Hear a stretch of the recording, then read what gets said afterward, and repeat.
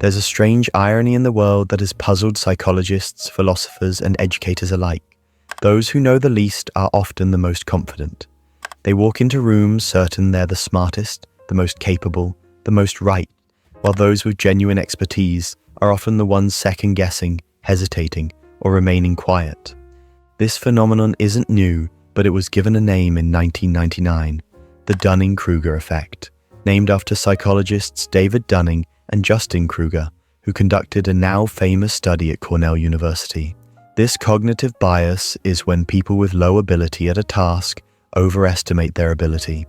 In other words, people who are bad at something often don't realize they're bad at it, and that ignorance fuels their misplaced confidence. It may sound comical on the surface, but the Dunning-Kruger effect has profound implications. It's not just a quirky psychological glitch. It shapes societies, influences politics, governs online discourse, and can even determine success or failure in one's personal and professional life. To understand why this happens, let's begin with something very human: the desire to matter. Everyone wants to believe they are competent, intelligent, and respected.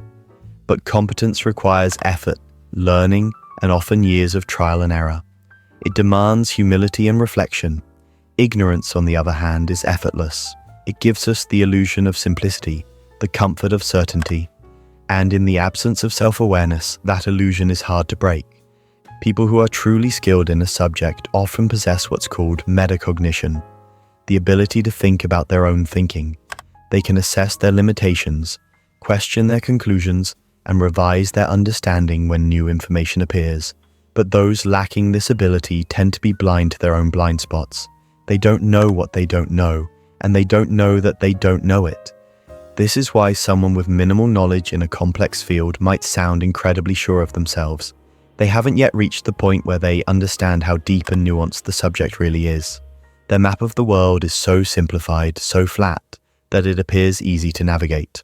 It's like watching someone who's never played chess before win a couple of games against beginners.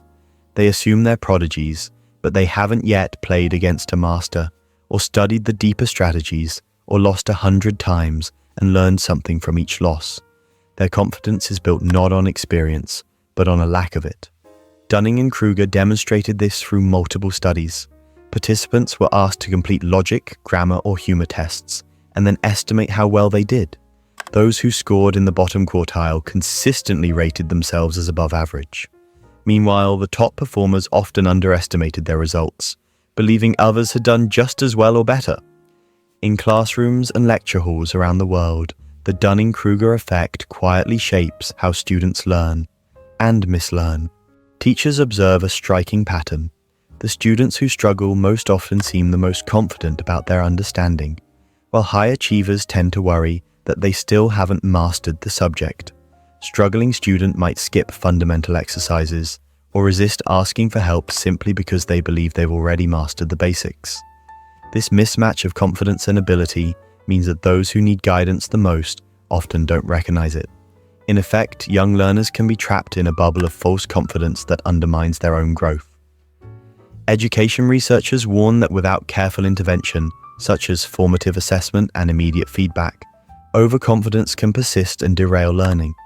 For example, students given prompt feedback quickly see the gap between what they think they know and what they actually do, whereas delayed feedback may let mistaken confidence take root for longer. In many workplaces, the pattern repeats itself. Managers routinely encounter employees who overestimate their readiness for new challenges. An enthusiastic novice programmer might volunteer to design a user interface, blissfully unaware that rigorous training in user experience design is needed. Within teams, the least knowledgeable person can end up speaking the loudest and longest, drowning out more experienced colleagues who remain modest. In fact, one consultant has observed that overconfident incompetents often climb the corporate ladder faster than quiet, capable performers, because charisma and certainty masquerade as competence. The result can be toxic work environments. Projects stall when confident assertions go unchallenged, and good ideas from humble experts get ignored. Researchers note that the Dunning-Kruger effect in business settings not only leads to costly mistakes, but also discourages the very learning culture companies need. For example, teams where self-awareness is low, see the least knowledgeable voices speak with the most certainty, impeding sound decision-making. Smart organizations counter this by building training programs that combine skill development with metacognitive practice. In other words, teaching employees not just how to do a task, but also how to judge their own skill accurately. Even leaders and managers are not immune. A CEO who overestimates his strategic insight may make bold moves without data. A hiring manager who underestimates candidates' abilities may promote the wrong person. The Decision Lab reports that Dunning-Kruger in leadership influences both self-perception and the assessment of others. Leaders who overrate their own insight can make poor decisions, while those who can't see real talent in others might fail to delegate important tasks appropriately. These blind spots at the top ripple down. If bosses rarely say, "I don't know," or model lifelong learning, employees take their cue that certainty is the goal rather than mastery. Online platforms reward confidence and simplicity over nuance and expertise. A viral post by a self-proclaimed expert often gets more attention than a careful analysis by a credentialed professional. As one commentator puts it, public discourse is increasingly driven more by confidence than credibility. The phenomenon of so-called Facebook experts illustrates this. Anyone can share a medical tip, a historical theory, or an investment plan online, and if the tone is assertive enough, they'll earn likes and shares regardless of accuracy. Algorithms then magnify those bold but flawed claims by trapping us in echo chambers of similar voices. In such an environment, underestimating the Dunning-Kruger effect would be dangerous. It means false statements can spread unchecked simply because they sound sure. In short, the confidence of the uninformed often drowns out the quiet expertise of the informed. So how can individuals avoid this trap of false confidence? It starts with learning to say, "I might be wrong." In fact, deep wisdom has long been associated with intellectual humility. The ancient philosopher Socrates famously claimed his only advantage over others was that he recognized his ignorance. Modern psychologists echo this insight. As one recent analysis notes, intellectual humility, acknowledging the limits of one's knowledge while retaining genuine confidence in what one does know, is essentially the antidote to the Dunning-Kruger effect. People who cultivate this humility tend to learn more from experience and update their understanding when confronted with new evidence. Economist Russ Roberts provides a modern illustration. After steadfastly defending a theory of the housing crisis, he later revised his view and admitted, "I became deeply aware of my ignorance. I've become more epistemologically humble." In other words, recognizing I don't really know everything unlocked a better grasp of reality. Building that humility is a practical process. Psychology research suggests it requires a growth mindset, the belief that abilities and knowledge can improve with effort. In a growth mindset frame, a wrong answer isn't failure but feedback. This contrasts with a fixed mindset, where people feel they must already be good at something or suffer embarrassment. As educators note, shifting from a fixed to a growth mindset helps people embrace learning and development, rather than pretending they already have all the answers. Cultivating genuine curiosity is part of the recipe. Curious learners keep asking questions and seeking new perspectives, which in turn makes them more comfortable saying, "I don't know yet." They resist the premature closure of overconfident thinking, remaining willing to revise their views as they gain evidence. In practical terms, protecting oneself from false confidence means creating environments of honest feedback and reflection. Seek out mentors and role models who can show you what real expertise looks like. When you tackle a new subject, deliberately test your predictions against reality. For instance, before a presentation or project, write down what you expect the outcome to be and later compare it to the actual result. This kind of self-testing over time gradually calibrates confidence. Embracing failure as a learning tool is also crucial. Postmortems on mistakes help you see exactly where you were wrong and what you've yet to master. In practice, learners who keep logs of their performance or predictions can hone their self-awareness, spotting patterns of overconfidence. Another powerful safeguard is perspective taking.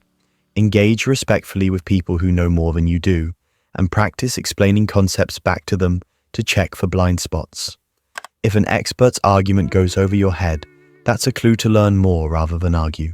In groups, intentionally give the microphone to quieter, more experienced voices and listen before speaking. Organizations that build feedback-rich cultures see their people keep better touch with reality.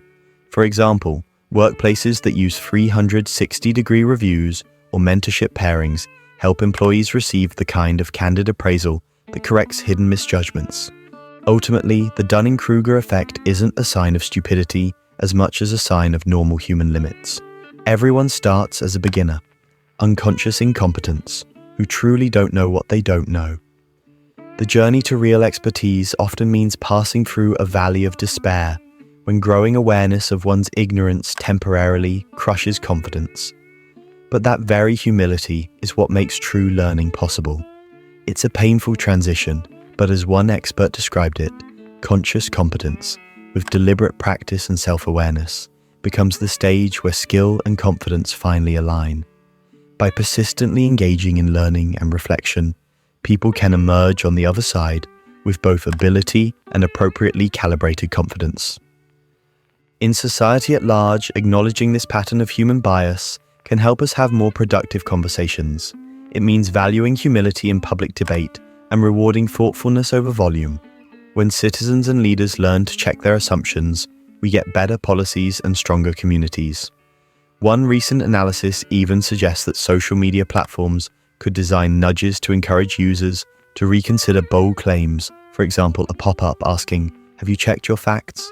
Essentially trying to make humility a social norm instead of an afterthought goal is a public culture where "I might be wrong" is seen as a sign of insight rather than weakness. Above all, building genuine intellectual humility is a lifelong project. It means keeping one eye on your knowledge and the other on its limits, and being ready to revise your self-assessment in light of new evidence. As decision scientists emphasize, self-awareness and metacognitive reflection are skills we can all practice. By habitually asking ourselves, "How do I know what I think I know?" or "What would it take to change my mind?" we gradually align our confidence with reality. This doesn't just protect us from the pitfalls of ignorance, it ultimately makes learning more satisfying. Paradoxically, the more we admit our uncertainty, the more there is to discover, and the smarter we become in the process. This gap between perceived ability and actual ability is not only startling, it's dangerous. In positions of power, overconfident incompetence can lead to disastrous decisions.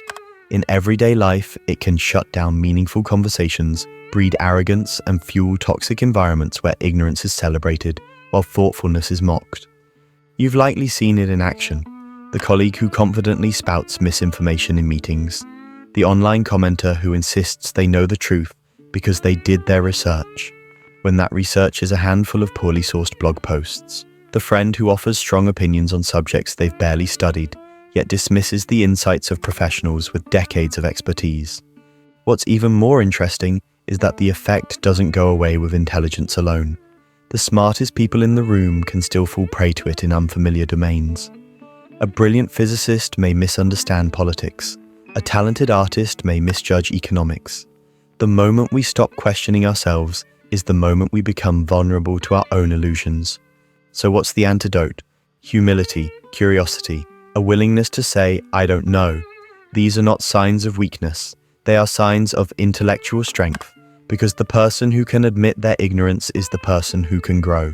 The Dunning-Kruger effect teaches us that confidence should be earned, not assumed. That knowledge is not just information, it is self-awareness, context, and the ability to navigate uncertainty with grace. But our culture often rewards confidence over competence. We see it in job interviews, where the boldest candidate often gets the job, even if they lack the skills. We see it in politics, where simple answers and strong declarations often win over thoughtful complexity. We see it in social media, where those who speak the loudest are heard the most. This creates a loop. Overconfident voices rise, are rewarded with attention, and then become even more confident. Meanwhile, quiet thinkers recede, disillusioned by a world that doesn't seem to value depth. It's not just individuals who are affected, it's our entire information ecosystem. Now let's pause for a moment to ask, why do we do this? Why do people cling so tightly to false confidence? Because doubt is uncomfortable, not knowing is vulnerable, and in a world that constantly pushes us to appear strong, knowledgeable, and in control, admitting uncertainty can feel like failure. But it isn't. In fact, the wisest minds throughout history have emphasized this. Socrates, often considered the father of Western philosophy, famously said, "I know that I know nothing." That wasn't self-deprecation. It was the highest form of intellectual honesty. To acknowledge the limits of our understanding is to open ourselves to learning. It's to say, this is bigger than me, and that's okay. It's not the easy path, but it is the path of real wisdom. And here's the irony. The more you learn, the less certain you become. Not because you're less intelligent, but because you begin to see how complex the world really is. You begin to realize how much more there is to know. That's why true experts often speak with nuance, caveats, and care. They don't deal in absolutes. They deal in probabilities, patterns, and possibilities. Contrast that with the overconfident novice, who speaks in bold absolutes, who dismisses dissenting views, who sees questions as threats rather than opportunities. That's the Dunning-Kruger effect in full force, a mind so sure of itself that it forgets to look in the mirror. What's more, this effect can be contagious. Overconfidence can spread in groups, especially when collective doubt is viewed as weakness. People want to belong. They want to be seen as sure, decisive, capable. So they mimic the behavior of the loudest voice in the room. And before long, that room is filled with certainties built on sand.